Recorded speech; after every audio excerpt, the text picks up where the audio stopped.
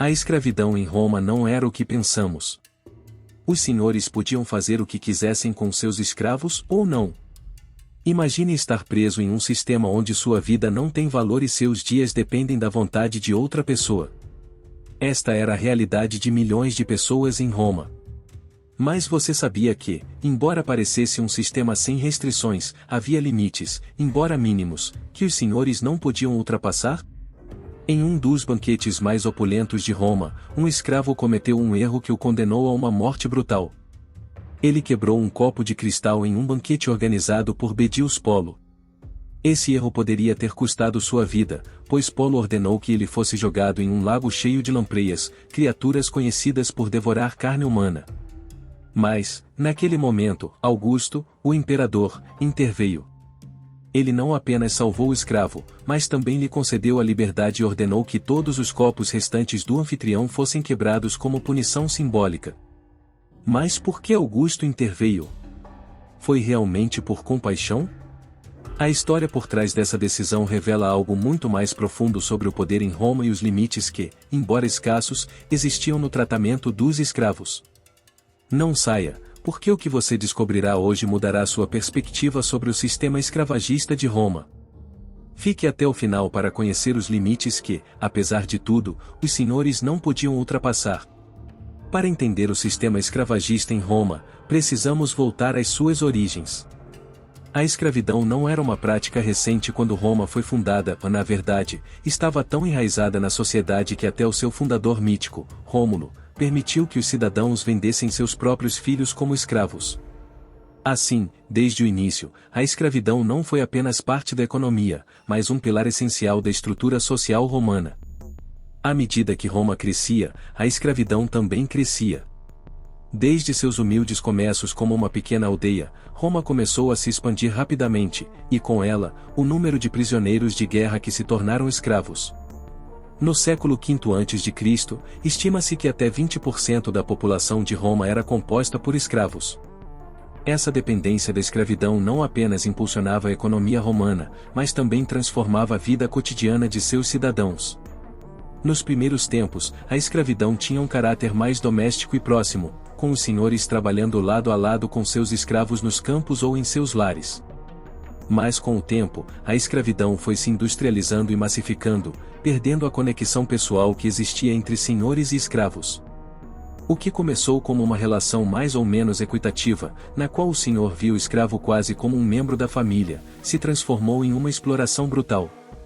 Os escravos deixaram de ser indivíduos com histórias pessoais e passaram a ser apenas números nas grandes mansões e campos romanos. À medida que Roma avançava em suas conquistas, o sistema escravagista começou a mudar drasticamente. No começo, como mencionamos, os escravos eram uma pequena parte da população e seu trabalho era mais próximo, quase pessoal.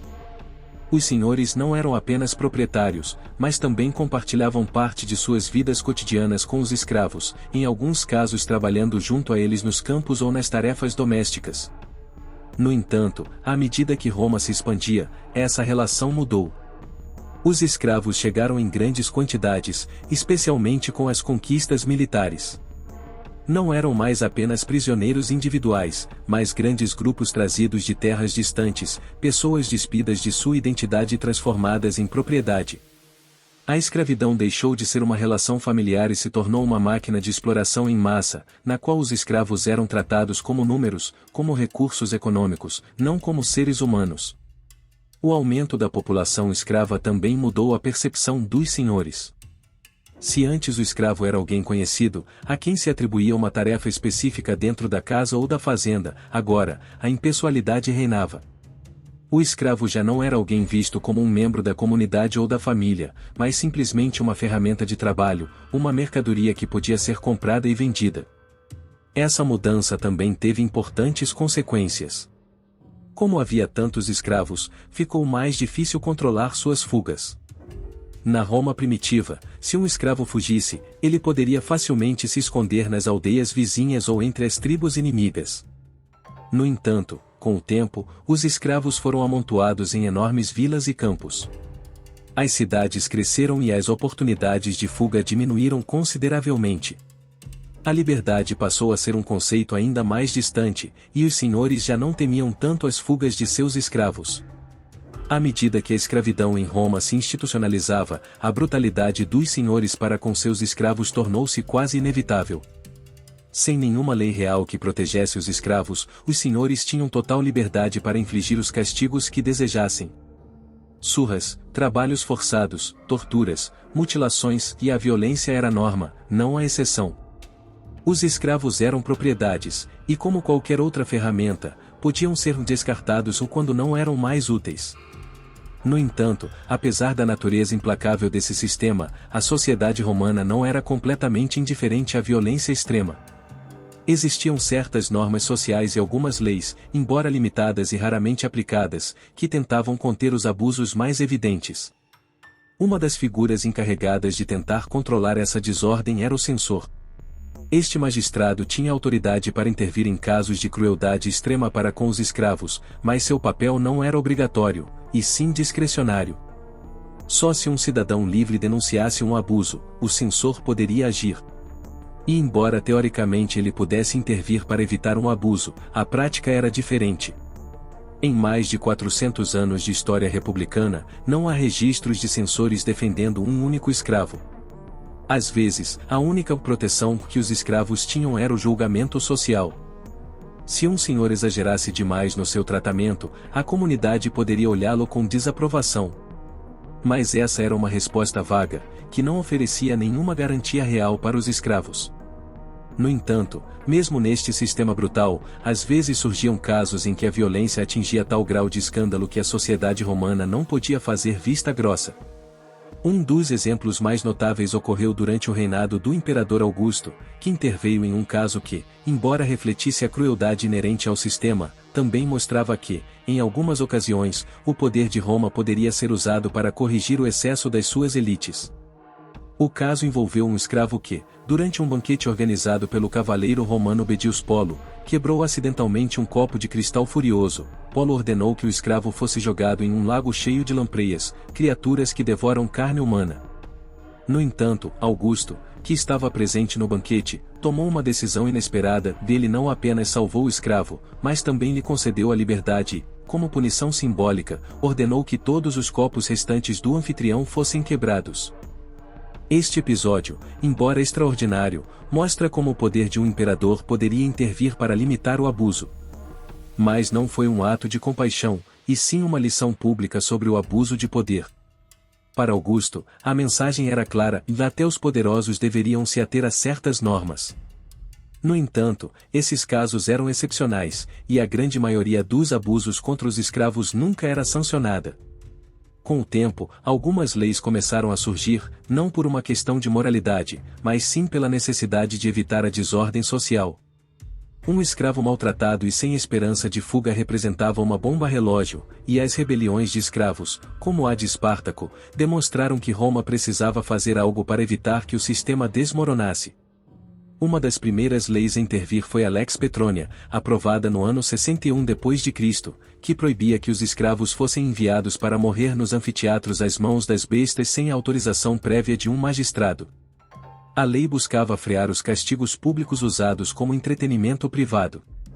O Estado queria monopolizar a violência pública, não deixando que qualquer aristocrata se tornasse um carrasco por diversão. Paralelamente, começaram a surgir cláusulas contratuais que, embora não buscassem proteger os direitos humanos dos escravos, limitavam o que os senhores podiam fazer em algumas circunstâncias. Uma das cláusulas mais conhecidas era a ne prostituto, que proibia explicitamente forçar uma escrava a exercer a prostituição.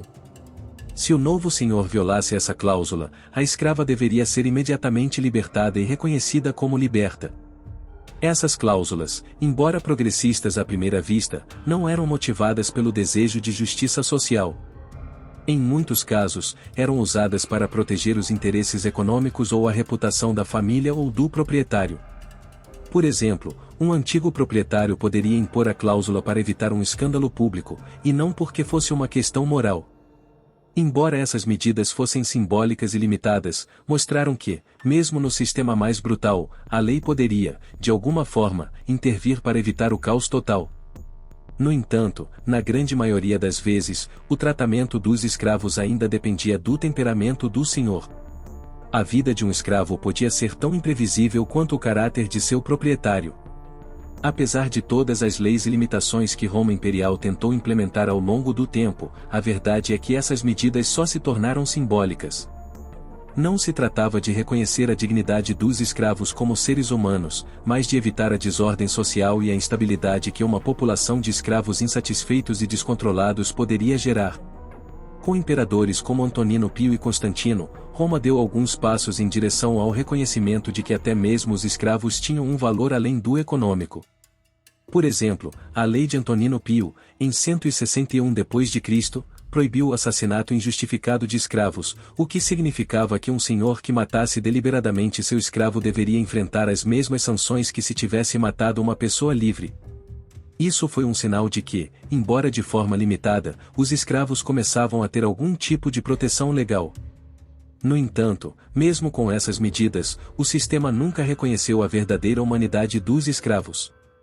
A maioria dos abusos nunca era sancionada, e apenas se a violência atingisse níveis tão públicos ou escandalosos a ponto de afetar a ordem pública, o Estado intervia. Isso significava que a grande maioria dos escravos vivia e morria sem que ninguém se importasse com suas condições. Em última análise, a escravidão em Roma não se tratava apenas de opressão, mas de uma questão econômica e social profundamente enraizada. Roma construiu sua riqueza e poder sobre os ombros de milhões de escravos, e embora, com o tempo, alguns imperadores tentassem frear os abusos mais visíveis, o sistema como um todo nunca deixou de ver os escravos como meras propriedades. Então, da próxima vez que você ouvir que em Roma os senhores não podiam fazer o que queriam com seus escravos, lembre-se disto: os limites existiam, sim, mas eram fracos, simbólicos e quase sempre desnecessários. Não se tratava de proteger a humanidade dos escravos, mas de manter a estabilidade de um sistema que dependia da sua exploração.